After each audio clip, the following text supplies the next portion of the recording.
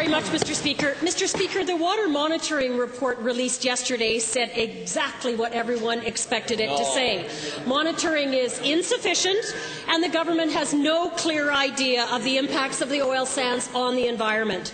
Now, the minister continues to respond that they need time to implement a monitoring system. But this government has had 40 years to create a monitoring system with the growth of the oil sands, and all it's done is deny and stall. So, to the Minister of the Environment, in the new monitoring system, will the government actually be doing the monitoring? I'm not asking who's paying, I'm asking...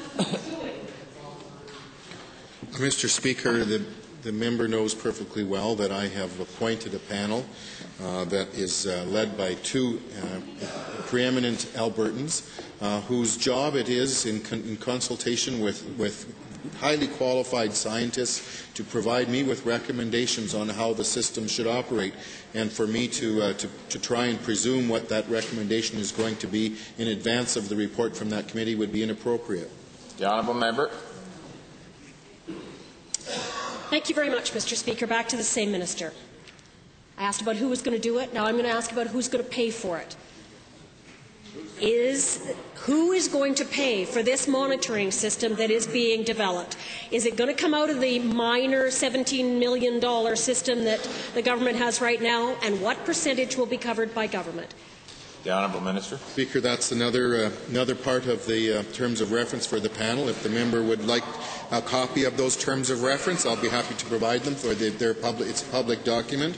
I've asked the panel to provide me with advice on how the system should be paid for, but I can say at the outset that the lion's share of the cost will be borne by industry. We have a very firm commitment that is the case, and that will be the case. The balance of the costs should be borne, I would expect, jointly by the provincial and federal governments. The honourable member. Well, that's a bit of an answer. Back to the same minister.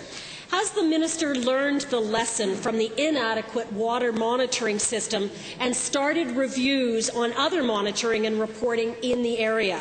In other words, can he get some work done while we wait for more panels to report back on what an extensive monitoring system should look like? The honourable minister. Well, Mr. Speaker, if the member would take the time to actually read the report that came back yesterday, she would see that in fact the panel reported to me that the work that has been done to date is actually very good, high-quality work, but that the work that was done by Dr. Kelly and Dr. Schindler was focused in a different area.